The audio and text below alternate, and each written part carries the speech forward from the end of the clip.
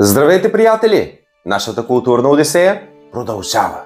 В предходната част разгледахме наследството, оставено ни от финикийците, а именно идеята за търговски, морски, колониални империи.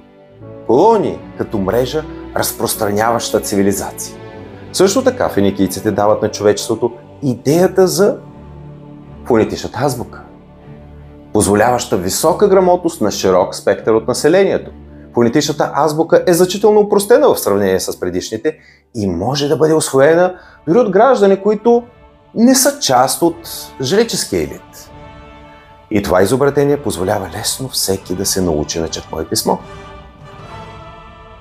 Друго финикийско културно изобретение е олигархичната система на политическо устройство с тенденции към демократични елементи. Забележете, такава система има динамични социални лифтове, като е важно да подчертая наличието на социалните лифтове, които в пълна степен ги имаме и ние днес в нашето общество. Това са лифтове или социални асансьори на база финансово предприемачество. Такава система позволява на голяма част от населението да се бори за постигането на финансов успех и съответно социален ръст. А на тези, които в крайна сметка търпят успех, позволява да се затънат, но по един уж по-цивилизован начин, вярно, често приключващ с робство. И такава система спомага за съществуването на средна класа от предприемачи, които, поемайки рискове, тласкат цялата икономика към динамично развитие. Знаем, че финикийците развиват морските технологии. Дизайнът на финикийските кораби е заимстван и от останалите народи на Средиземноморието.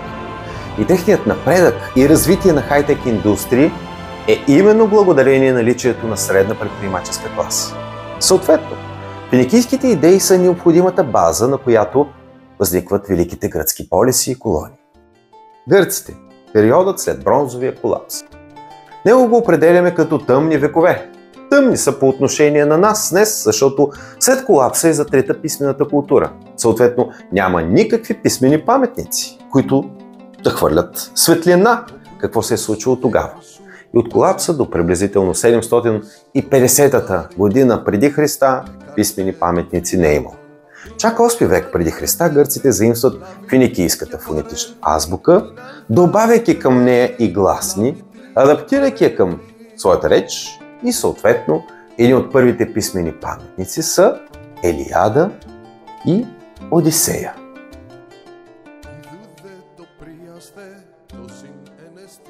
Кои са гърците? Първо нека уточня едно неверно твърдение за техния произход, достигнало до нас от Тукидид. Защото той се заплита в противоречие между така наречените дорийци и така наречените ионийци. Атинянинът Тукидид, който е участник в Пелопонеските войни между Атина и Спарта, твърди, че изначалното население на Гърция са ионийците, към които спадат и атиняните. А дорийците според него са нашественици. За дорийците той пише, че са новодошли завоеватели.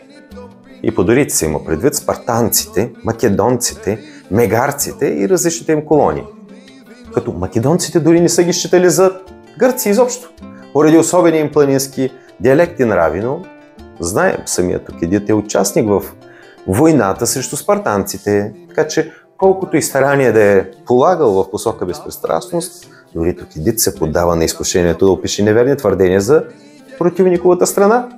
Едва ли нарочно. Вероятно в онези времена масово се е говорило за ионийци и нашествия на дорийци, явно поради всеобщо невежество и поради масово разделение на две фракции, две сфери на влияние – червени и сини.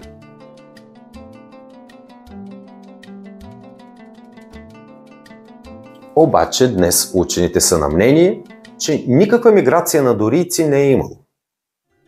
Дори да е имало войни и завоювани територии, това не е сторено от новодошли народи, от някакви пълчеща нашественици, мигрирали непонятно откъде, отдалеч. Защото и като език, и като култура в своите основи спартанците, македонците не са се отличавали съществено от атиняните и останалите гърци. Да, те са по-особена субкултура, но предвид, че имат в основите си един общ език и религия, Явно става дума за местна субкултура, а не на новодошли нашественици. Така че и атиняните, и спартанците, и македонците са същите гърци, говорещи гръцки диалекти и вярващи в гръцките богове, със своите си регионални особености, което е в кръга на нормално. И говорейки за древна Гърция, става дума, разбира се, за полиси и колонии. Но това не е някакво ново гръцко изобретение. Същото устройство с градове-държави виждаме и в Месопотамия, и при финикийците, които разказах вече как експортират градската цивилизация по цялото Средиземноморие. Така че това е масовата форма на култура, изначално експортирана от Месопотамия чрез финикийците на запад. Относно структурата на полиса, тук вече гърците имат своите съществени добавки, които са чисто гръцки и за които трябва да им се отдаде дължимото признание. Гръцкият полис се дели на две основни части. Акрополис, обикновено високата част на града, където са храмовете с официалната политическа дейност, и самият полис около Акрополис. Разбира се, към полиса има и прилежащи земи, обикновено земеделски полета и пасища. До тук като цяло нищо ново спрямо Месопотамия. От демографска гледна точка полисът се е състоял от граждани с право да участват в политиката и останалите. Например, в разцвета на Атина гражданите с право на глас са били около 30-40 хиляди, при общо население 200-250 хиляди жители. Та кои са останалите без право на глас? Значи от население 250 хиляди, около 1/3 са били робите. При това робите са имали най-различни функции, от възпитатели на деца и управители на имения до тежък физически труд. Още част от населението са освободени роби, т.е. бивши роби получили свобода и право да живеят в града, но без право на глас пред Народното събрание. Друга голяма част от населението са така наречените метеки, чужденци, граждани на друг полис, но постоянно или достатъчно често пребиваващи в града. И предвид активната международна търговия, напълно нормално е било във всеки по-голям полис да пребивават множество търговци, чужденци от далечни земи. И последната съставляваща на населението без право на глас били жените и децата. Въпреки че жените са имали достатъчно важна роля, те са нямали право на глас в народните събрания. Разбира се, че са въздействали на мъжете си. Известен е примера за влиянието на Аспазия над Перикъл. Но юридически не са можели да гласуват и да заемат длъжности. Имало е един особен клас, към който за съжаление днес спадат повечето граждани на която и да е държава. Става дума за така наричаните идиотикус. Древните гърци са наричали идиотикуси свободните граждани, които имат право на глас, но отказват да го упражняват и изобщо отказват да участват в каквито и да било дейности от политически характер. Подобно поведение не се е ползвало с уважение, но никой не е можел да накара друг зорлен да бъде политически активен. На тази тема аз имам посветени цели две достатъчно просторни видеобележки с заглавие Политикус срещу идиотикус. И ако случайно сте ги пропуснали, има линкове към тях в описанието. И така, полисът на първо място е съюз между гражданите да живеят заедно. Съюз включваш в себе си съответните функции, за да може тези хора наистина да живеят заедно. Какви функции? На първо място религиозни. Всеки град си е имал свой бог покровител със съответните градски фестивали, традиции и прочие практики от религиозно естество. На второ място полисът е политически съюз, т.е. гражданите сами са взимали участие в своето политическо устройство. Те са се самоуправлявали. Повтарям, гражданите в Древна Гърция са се самоуправлявали. В предходната серия от поредицата, част 5, разказах как институцията на царете и изобщо небивалата пропаст между елит и обикновените граждани отмира в небитието след бронзовия колапс. и проследихме как ролята на монарха в качеството на всезнаещо, всеможещо полубожество отмира. И в част 6 проследихме как обществата след колапса се завръщат към изначалните егалитарни принципи на устройство. Само че преосмислени на ново по-високо равнище, преосмислени през парадигмата на финикийските знаци. Така че в гръцките полиси виждаме самоуправляващи се граждани, сключили помежду си религиозен, политически, икономически и, разбира се, военен съюз, защото свободните граждани са имали задължението при необходимост да водят войни.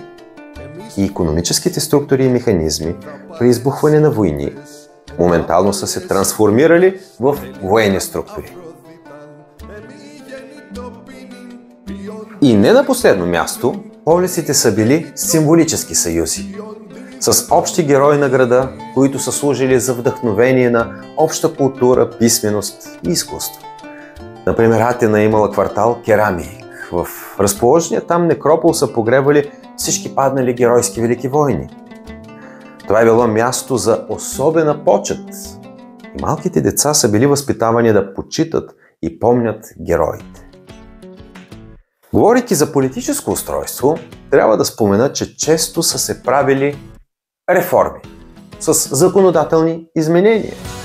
И съответно системите са търпели изменения, адаптирани спрямо конкретни обстоятелства, което не означава обаче, че принципите на демократичност са изчезвали. Просто са търпели трансформации. Например, реформите през 6 век преди новата ера в Атина. Може би сте чували за Солон, законодателя, който, въвеждайки нови закони през 594 година преди Христа, успява да реши избухналите проблеми между богатите земевладелци и болшинството граждани, потънали в бедност. Период, наречен от Аристотел Велик смут.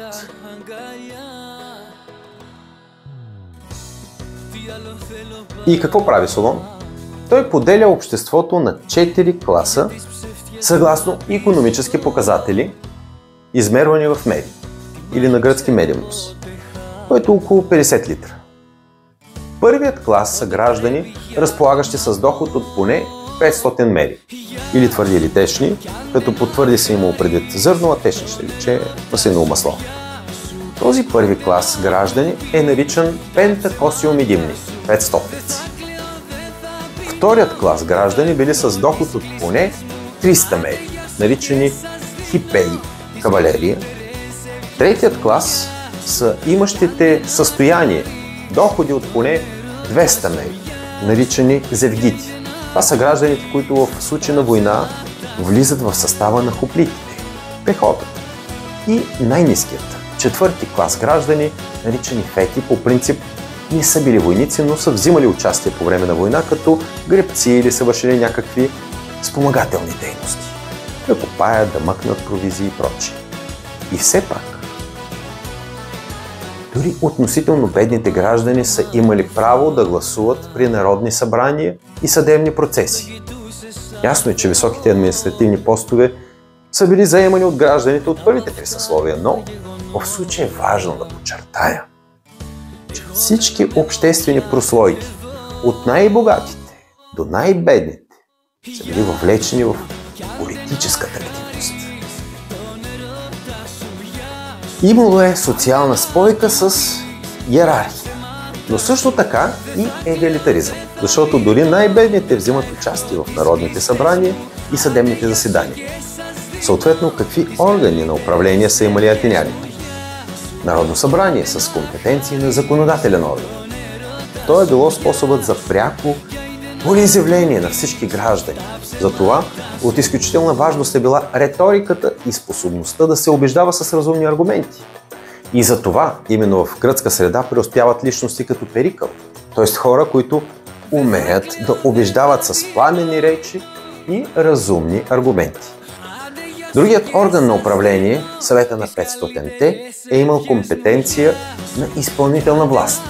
И отделно е била институцията на съда, като съставляваните съдилища са разглеждали публично възникнали казуси. Но при цялата им демократичност историята помни и крайно несправедливи вердикти. Например, Сократ е осъден от демократичен съд с 500 плюс 1 гласа.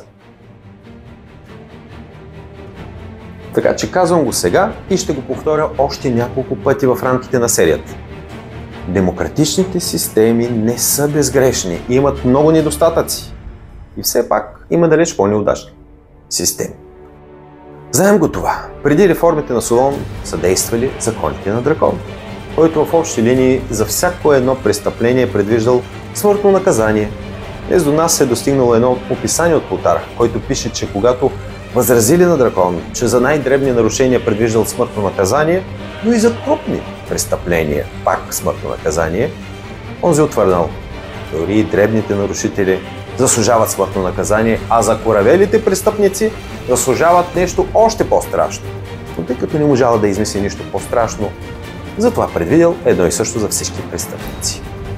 Та след жестокото затягане на гайките с драконови мерки е последвал периода с законите на Солон. И между другото, Солон е обличал посланията си към народа в песенна, поетична литературна форма, което явно е спомагало за по-ефективното прокарване на реформите в действие. Освен това, той е разпоредил всички закони да се разпространят на дървени табелки из града, така щото нито един идиотикус да не си намери оправдание, че не е знаел законите. При условие, че те висят из целия град, достъпни за всеки, абсолютно всеки да си ги прочете, то трудно било дори за най-лукавия идиотикус да си намери оправдание, че не е знаел. И казах вече, Солон постоянно е общувал със съгражданите посредством поетични текстове. Представете си рапър-политик, който разяснява всичките си политически проекти за реформи посредством хитове, звучащи по радио, телевизията и с концерти. Би било яко, нали?